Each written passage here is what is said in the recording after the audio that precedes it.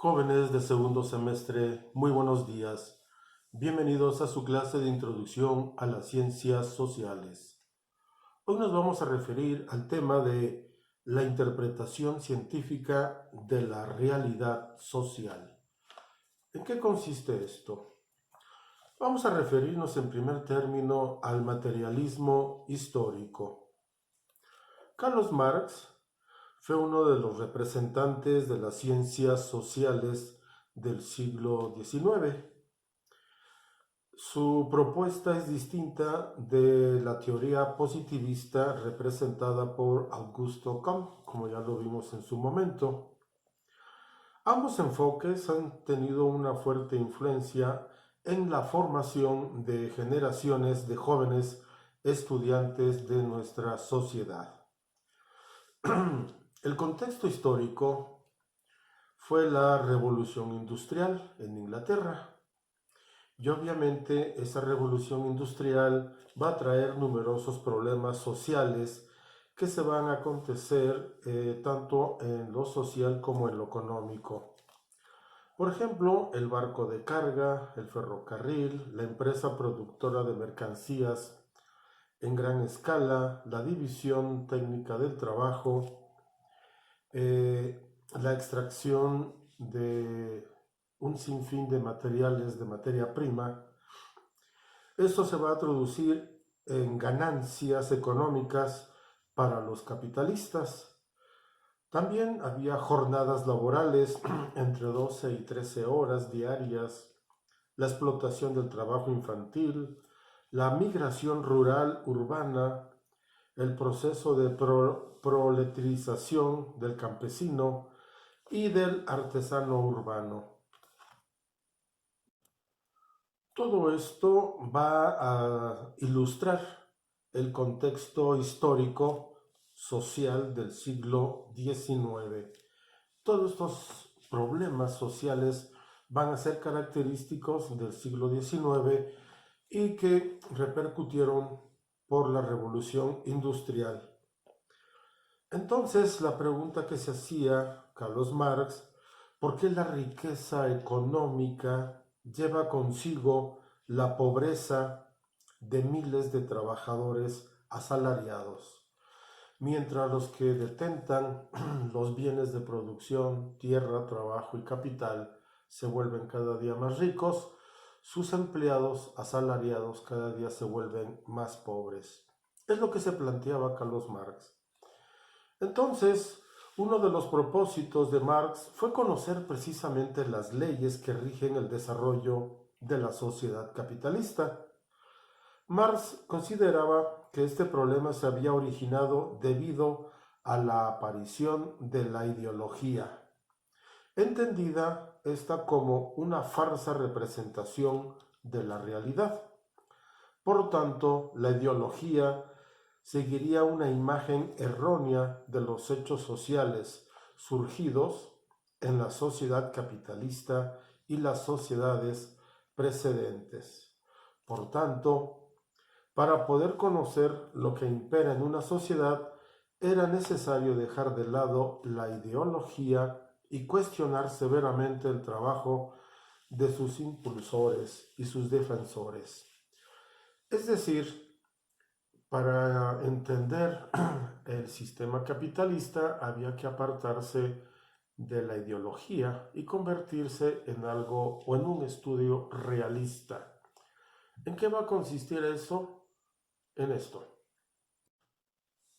Van a plantear estos principios. Ninguna sociedad puede existir sin la satisfacción de las necesidades humanas. El ser humano, a diferencia de los seres vivos y en especial de los animales, no vive de la naturaleza, sino que transforma el medio en que vive a través de su trabajo. Entonces, el trabajo es una cualidad netamente humana, porque se trata de una actividad consciente cuyo propósito es el transformar la naturaleza para poder satisfacer las necesidades humanas. Pero, ¿qué se entiende por necesidad humana?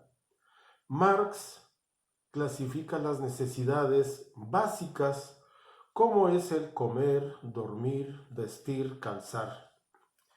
Y una vez que se satisfacen las necesidades básicas, por la misma cualidad del ser humano surgen otras necesidades, mismas que, dependiendo del desarrollo histórico de la sociedad, se van a modificar.